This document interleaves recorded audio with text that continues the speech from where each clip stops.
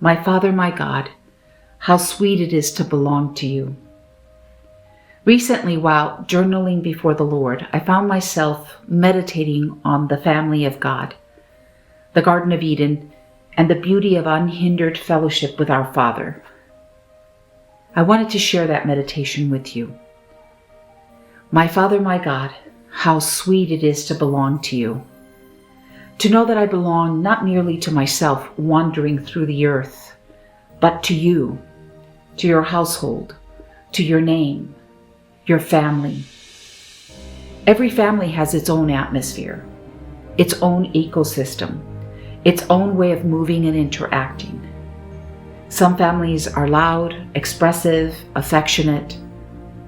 Others are restrained, cautious, emotionally distant, each person quietly existing beside one another like separate islands, sharing the same roof. In my own family, I think it was both, though more withdrawn than warm. But honestly, Father, I do not fully know how much of that was truly my family and how much was my own inward world and personality interpreting it that way. But your family feels different. There is balance in your house that I struggle to fully describe. There is tenderness there, warmth, safety, gentleness. But there's also holiness, boundaries, warnings, narrowness.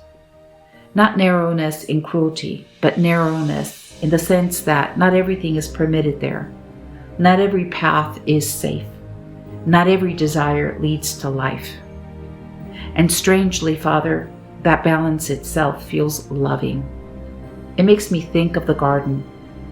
I imagine Adam and Eve waking beneath the soft golden light of morning, the air cool and untouched, the earth still unstained by sorrow, every tree around them overflowing with provision, fruit hanging heavy from the branches, rivers glistening in the light, no fear, no shame, no hiding.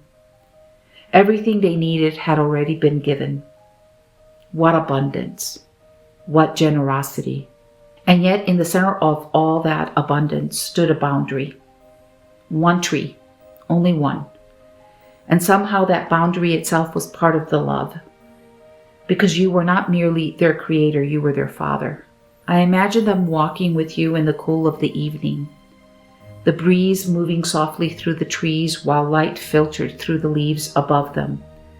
No fear in their hearts, no self-consciousness, no distance, just openness, fellowship, belonging.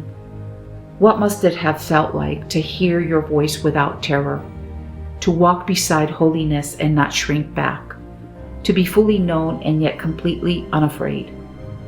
That was the true gift of Eden.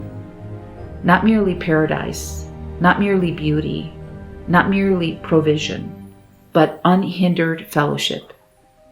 And yet even in that love, there was still obedience, still trust, still reverence, still the understanding that intimacy with you did not remove holiness. And when they disobeyed, it was not merely that they broke a rule, something deeper fractured. Suddenly the garden that once felt safe became terrifying. The trees that once sheltered them now concealed them while they hid. The voice that once brought comfort now caused trembling. Shame entered.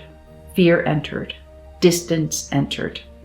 And I think that is what sin still does even now. Sin is not merely the violation of commands.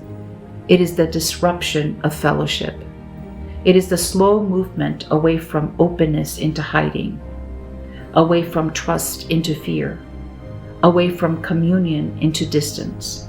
And yet even after the fall, Father, you still came walking through the garden calling out, "Where are you?" Not because you did not know where they were, but because relationship was still pursuing them even after they hid themselves from you. What a wonderful Father you are.